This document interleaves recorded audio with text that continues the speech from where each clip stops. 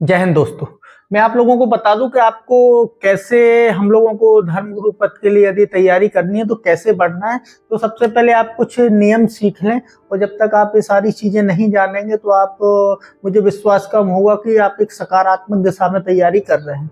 तो आप लोगों को एक सकारात्मक में एक बात बता दूं कि अभी पिछली वीडियो पर मेरे एक कमेंट आया कि आप जाकर चेक करिए आर्मी वाली वेबसाइट पर, उस पर 25 से 34 दी गई है।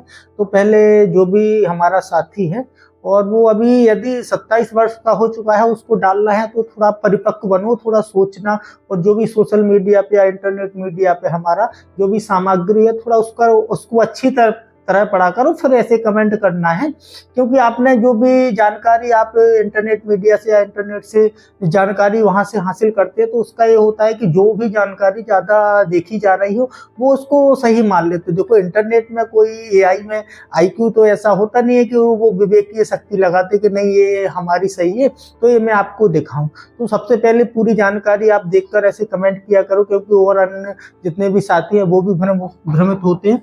तो 25 से और 34 वर्ष उम्र दी गई है उसमें विकिपीडिया में। जैसे ही आप ऐसा RTSO एज लिमिट लिखेंगे तो वहां शो कर देता है, लेकिन उसके आगे लिखा गया है 2023।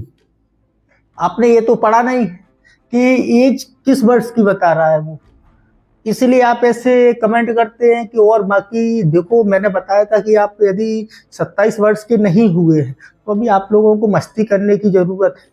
जो मेरे से पढ़ना चाहे अच्छी बात है, लेकिन ऐसी बिना प्रमाणिकता वाली चीजें कमेंट मत करना। और यदि आपको कोई जीवन में शंका हो, यदि कोई भी जानकारी संबंधित कंफ्यूजन हो, तो मेरा डिस्क्रिप्शन में नंबर दिया रहता है, आप डिस्क्रिप्शन से नंबर हो शाम को 6 बजे से 7 बजे के बीच में चाहे मुझे कॉल कर सकते हैं, चाहे मुझसे व्हाट्सएप पर कोई भी जानकारी मांग सकते हैं।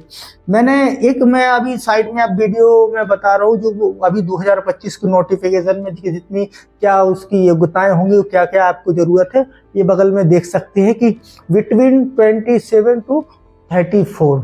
ठीक है, तो ये देखें, और कितना हमको लेंथ चाहिए, कितना वेट चाहिए, क्या क्या है, तो ये सारी आप लोग देख सकते हैं। तो ऐसी इन सारी भ्रामक चीजों में आना नहीं है। अब इसको लेकर एक मैं अब और आपकी शंकाएं दूर कर दूं कि पहली बात तो जो इंटरनेट तकनीकी और जो तकनीकी क्षेत्र की सामग्री इंटरनेट प्लेटफॉर्मों पे बढ़ गई है, वो लगभग एक रिसर्च में अभी आप लोगों को बताया गया है कि लगभग 65%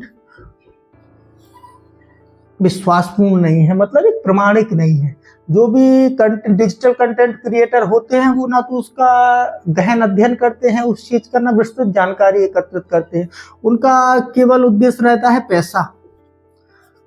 तो पैसा कमाने के उद्देश्य से वो ये सारी चीजें, अब वो आपको ज्ञानी आपको कुछ पढ़ाने के उद्देश्य से तो उनको कोई मतलब है नहीं। तो उनका तो ये है कि उनके पास ऐसा कोई कंटेंट होना चाहिए, सामग्री होना चाहिए जो वो अपनी साइटों पर डाल सके। अब चाहे वो गलत हो चाहे सही हो, अब वो आपकी मर्जी है कि आप उसमें कितना अच्छा समझ पाते हैं, आप उसको समझने में सक्षम हैं कि नहीं है। तो वो आपकी जवाबदेही है ना कि उसकी। उसको तो पैसे से मतलब है, आपको आपके पास गलत सूचना पहुंचती है, सही सूचना पहुंचती है, तो उसकी ये कोई जवाबदेही नहीं है। तो थोड़ा बड़े सतर्कता से ये सारी चीजें। अब मैं आप लोगों को 2 चीजें बता रहा हूं कि एक होता है भ्रामक सूचना, ठीक है, एक होती है भ्रांति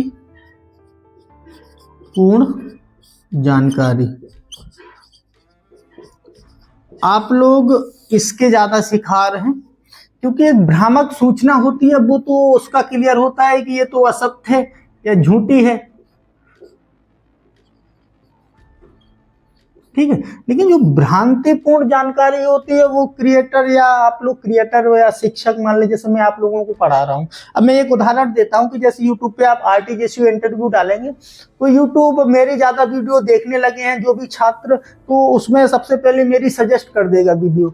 अब इसका ये मतलब नहीं है कि मैं आपको बिल्कुल सच्चाई पढ़ा रहा हूँ, मैं झूठ भी पढ़ा सकता हूँ, लेकिन आपको मनमोहक लगता है मेरा पढ़ाना तो आप ज्यादा देख रहे हैं। तो इस देखने के चक्कर में अब यूट्यूब थोड़ी ना जानेगा कि मैं सही पढ़ा रहा हूँ गलत पढ़ा रहा हूँ। मैं आपको हिंदी में बोलता हूँ, उनके पास उनकी जो लैंग्वेज है वो अलग है, लेकिन मेरे को ज़्यादा छात्र फॉलो कर रहे हैं या देख रहे हैं तो वो सबसे पहले मेरी वीडियो आपको सजेस्ट कर देगा, ये भाई RTGSU इंटरव्यू में ये सबसे अच्छी वीडियो है, ये आप देख सकते हैं। तो इसका मतलब ये नहीं है कि मैं सही हूँ। अब या तो ये है कि आप इन सारी चीज़ों, आपके पास कोई लिखित प्रमाण हो, ऐसी कोई बुक्स हो, या कोई शिक्षक से आप ऐसा कोई परामर्श करते हो, या मैं ऐसी कोई आप लोगों को बातें बता दूंगा जिसमें मैं आपकी प्रमाणित कर दूं कि नहीं मैं सच बोल रहा हूं। तो ये सारी चीजें हैं। तो भ्रांतिपूर्ण है कि जो आपको कंटेंट क्रिएटर है वो जानबूझकर गुमराह करता है।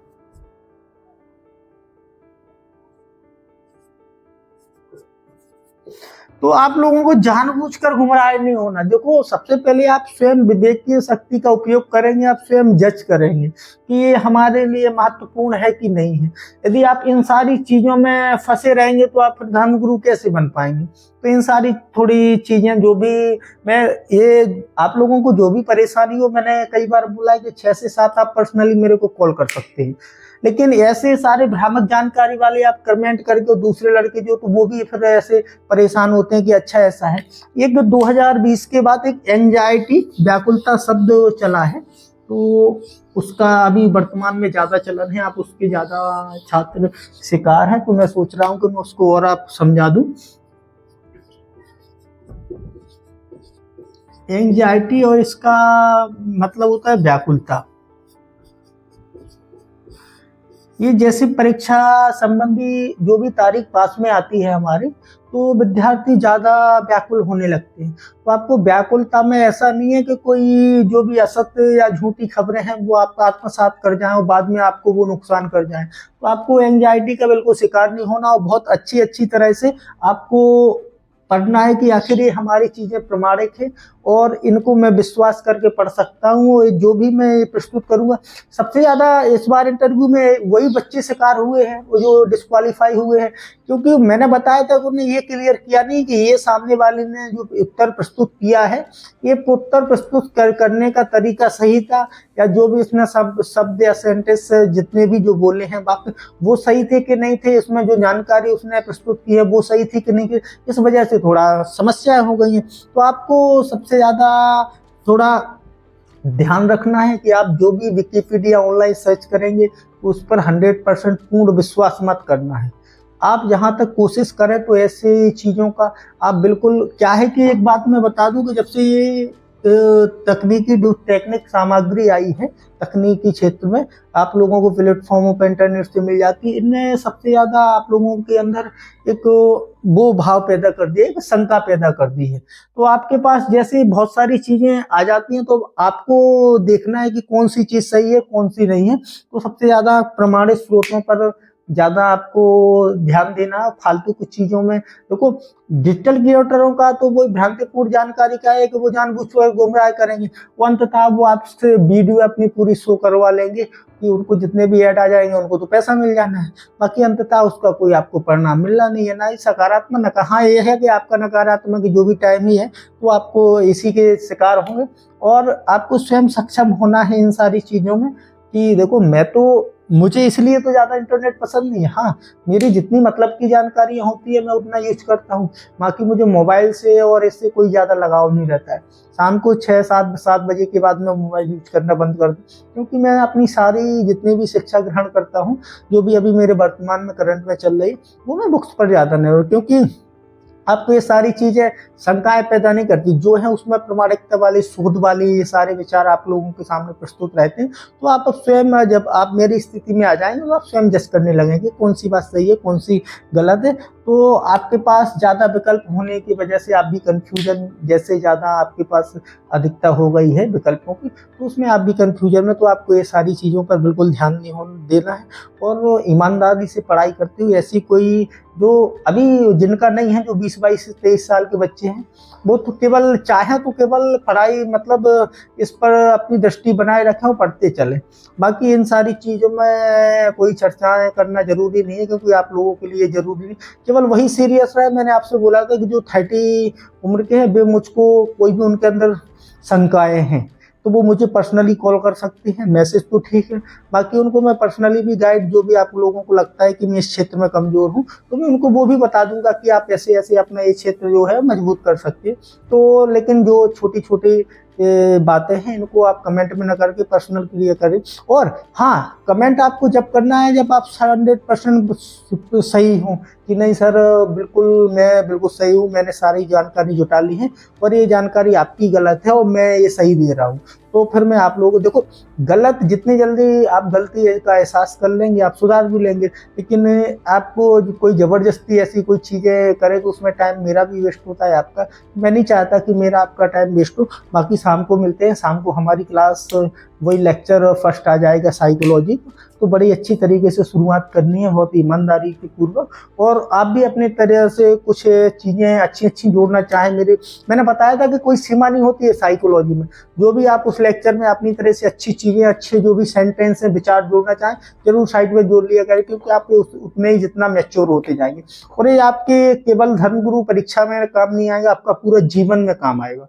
तो इसी दृष्टि से आप लोगों को पढ़ाई करनी है।